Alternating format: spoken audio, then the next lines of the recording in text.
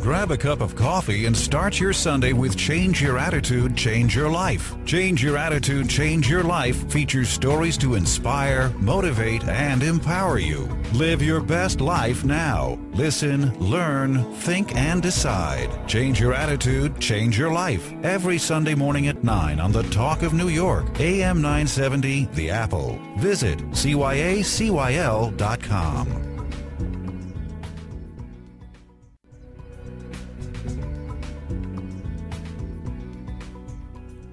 Hi, I'm Joan Herman, and this is Change Your Attitude, Change Your Life. Thanks for tuning in.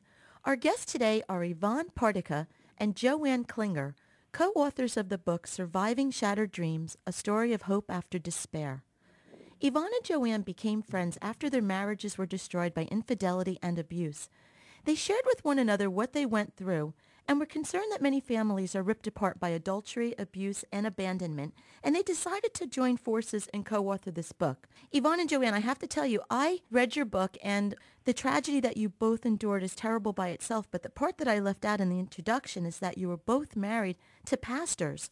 And I would assume that that made this an even worse tragedy because it wasn't something that you were going through privately, but something that you had to go through in a very public manner, and that it affected your church and your entire community. You were both married as young girls, and like so many of us, we have this strong belief in what marriage is supposed to be. Let's start with you, Yvonne. When did you realize the reality of your marriage?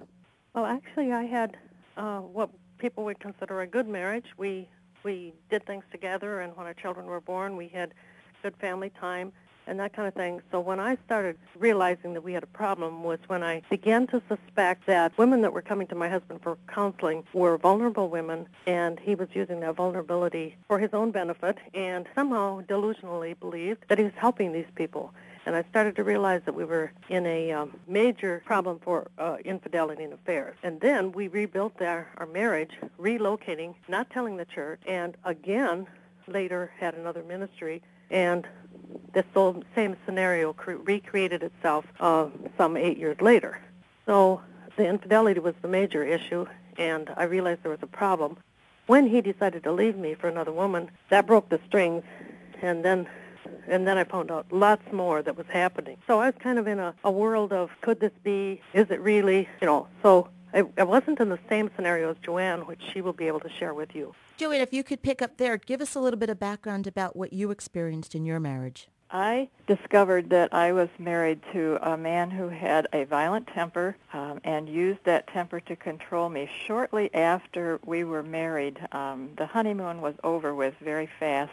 I had never seen any anger in the days that we were dating, and so it took me totally by surprise when this man that I was so in love with and thought that we were going to have not only a wonderful marriage but a ministry together was not the man that I thought he was. And I had come from a home with a father who was the opposite in temper control. He was very quiet, very passive, very kind, very loving. And so my first thought when I first saw this temper explode was, I've made a terrible mistake, and I'm going to go back home. Mm-hmm. But I couldn't do that because I felt I would be upsetting my parents, that Christians were not supposed to get divorced. Right. Or separate from their mates, and so I needed to stay and somehow work this thing out. Well, what motivated both of you, outside of what you're saying? I mean, was that the sole motivation, that we're not supposed to get divorced? But if that wasn't the only motivation, what kept you wanting to work on this, living with an angry person and infidelity, and what really gave you the strength to try to go on with the marriage? Well, there's a lot of reasons, Joan. One of the main reasons, I think, is that I felt not only that Christians need to stay in their marriage, but I kept having hope that somehow this would get better. And I think I would call myself very much a victim after a few years went by. I really stuffed everything down inside and did my utmost to keep things, at least outward appearances, to keep them looking good, like we were a good Christian family.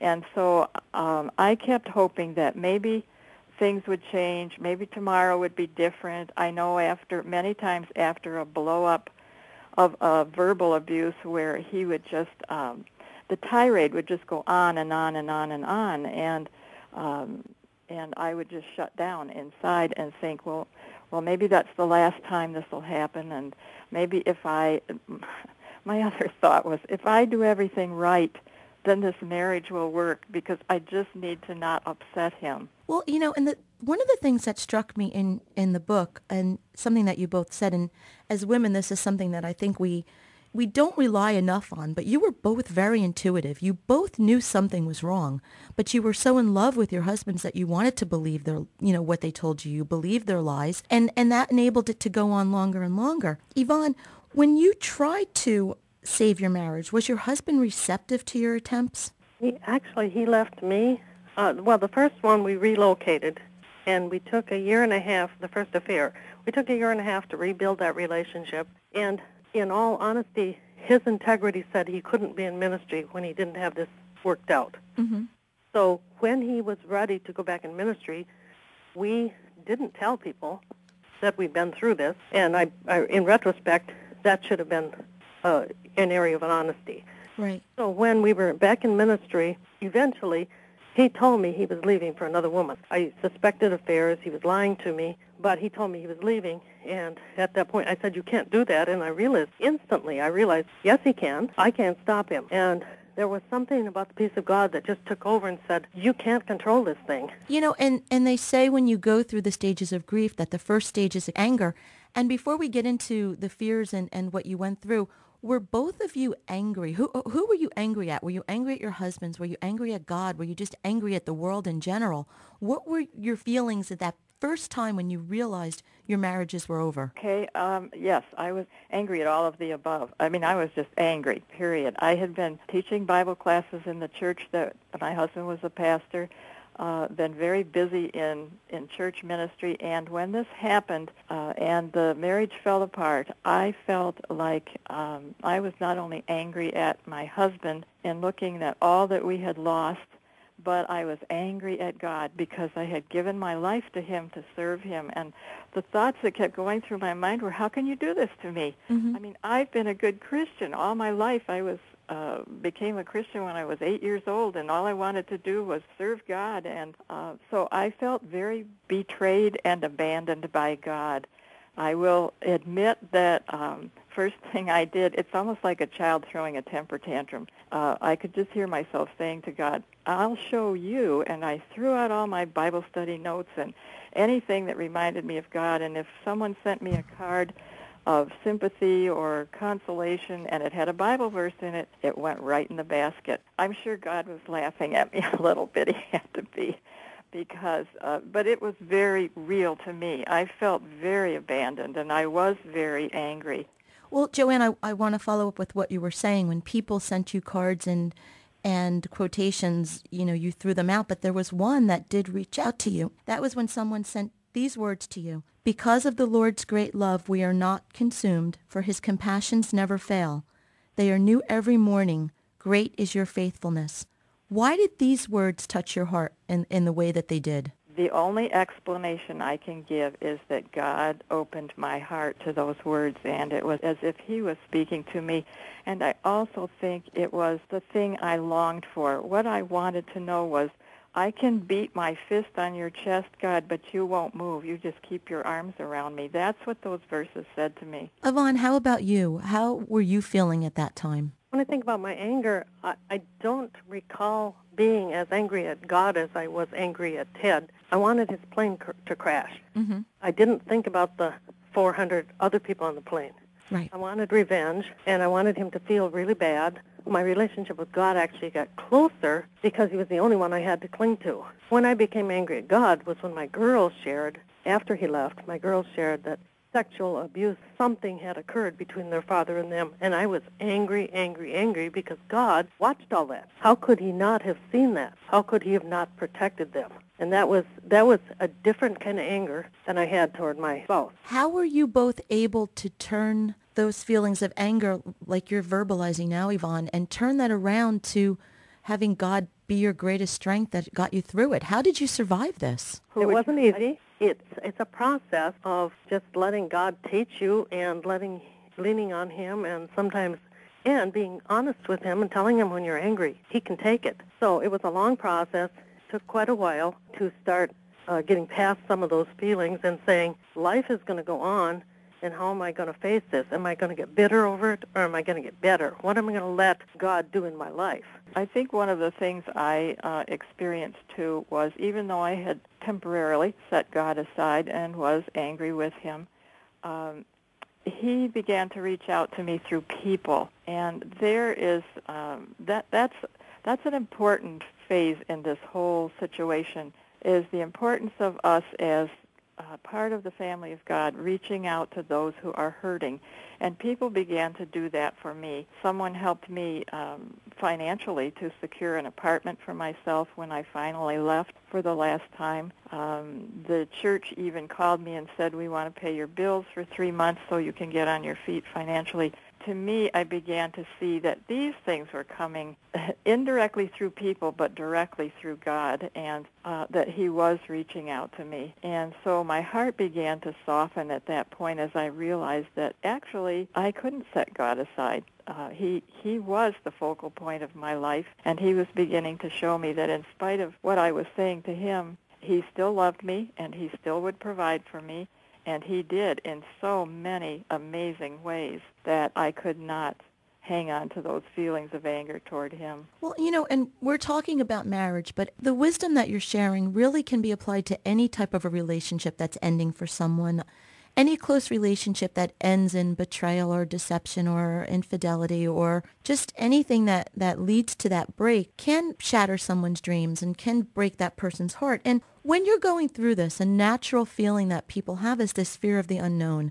And I'm assuming, as mothers with young children, you had the fear of you were going to be alone for the rest of your life. You weren't going to be able to support your children. And how did you overcome those natural feelings? Well, that's the amazing part about all of this, because when I left, I had nothing, absolutely nothing. And in the divorce, and we went to court, my ex-husband claimed he had no job, and so there was no helpful monies coming into me at all. And that caused me to be on my knees before the Lord, because I did not have any idea how I was going to survive this. And yet it was, again, those friends that stood by me. It was as though God was saying to me, you are not alone. You feel alone. And I did feel alone. And there were nights when I just felt like the whole world had turned upside down, and I didn't know where I was or what was happening and what I was going to do. A panicky feeling, a very panicky feeling. I had attacks of anxiety that just kept me pacing the floor at night.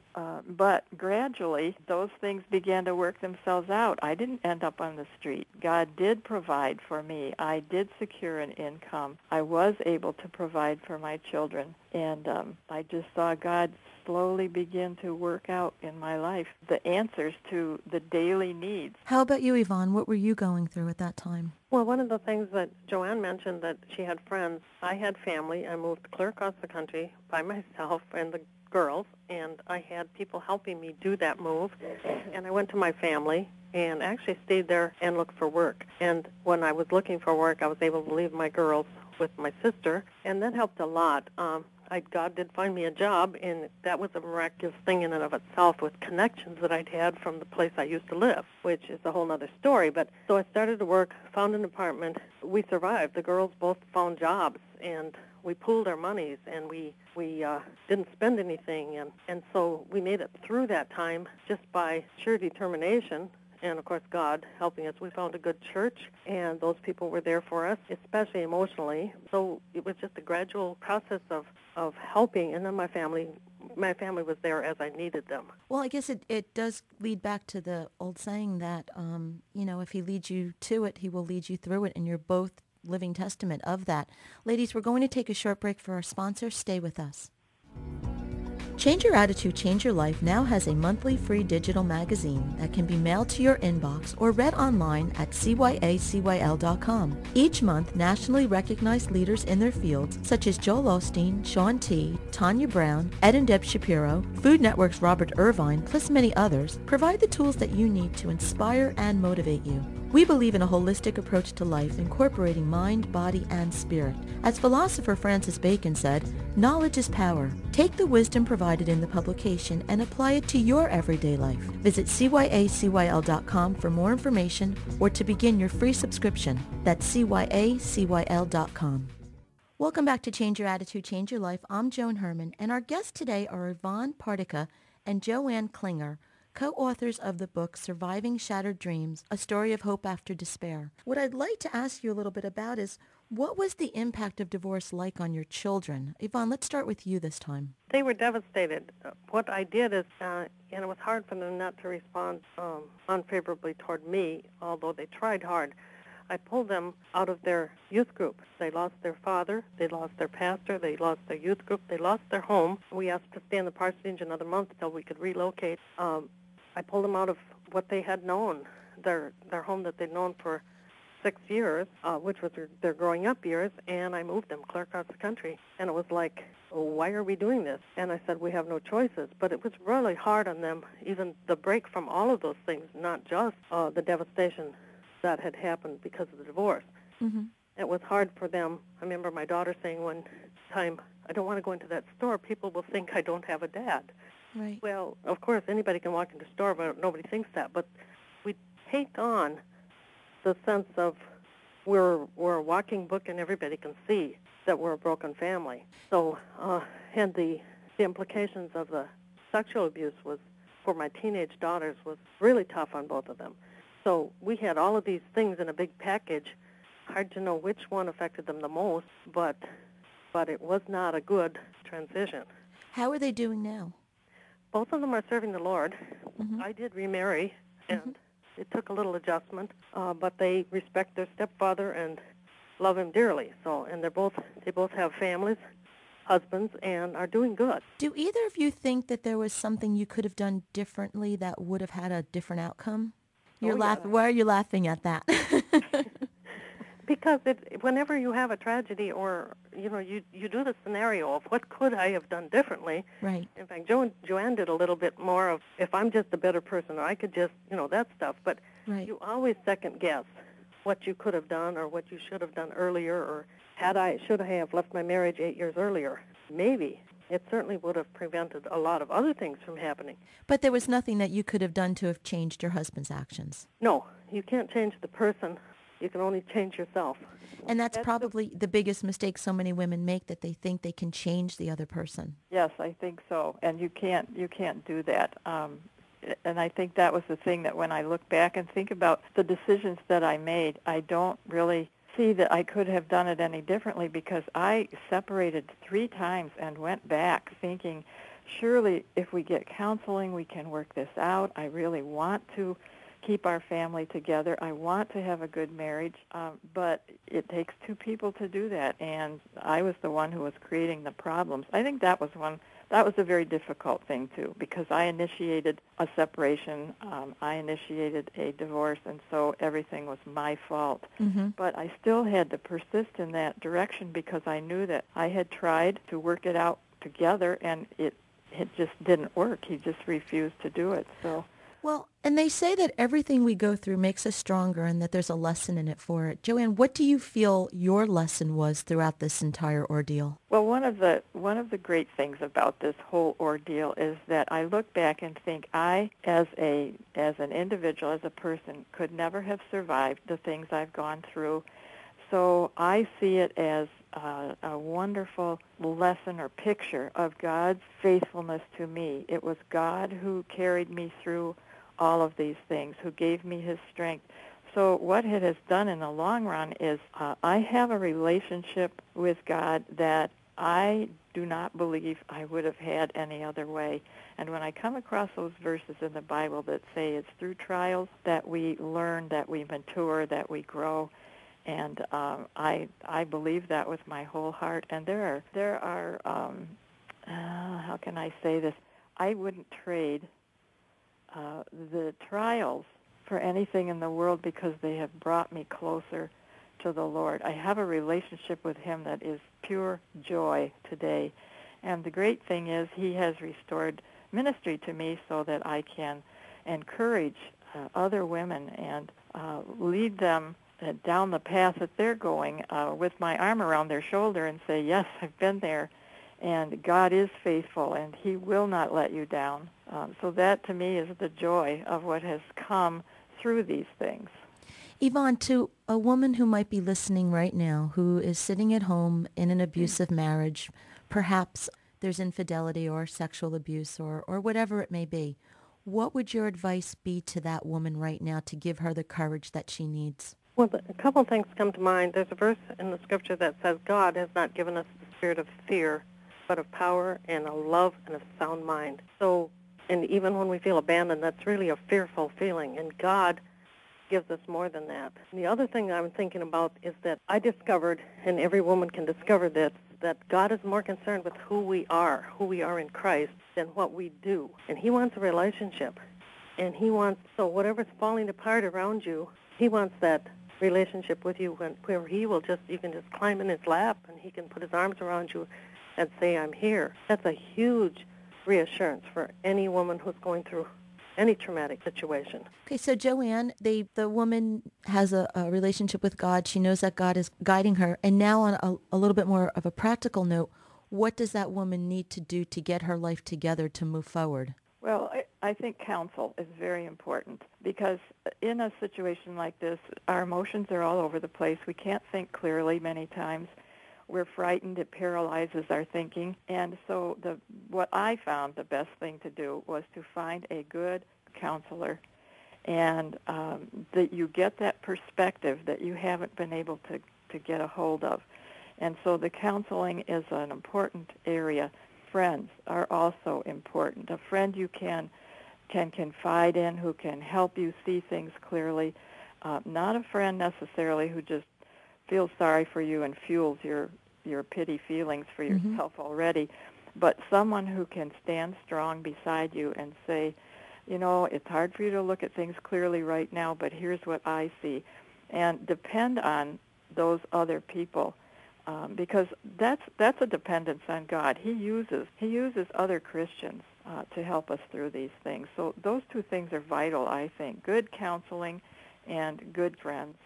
For more information about Yvonne and Joanne and their book, Surviving Shattered Dreams, The Story of Hope After Despair, you can visit cyacyl.com. While on our website, please check out our new e-magazine and also listen to past shows as podcasts.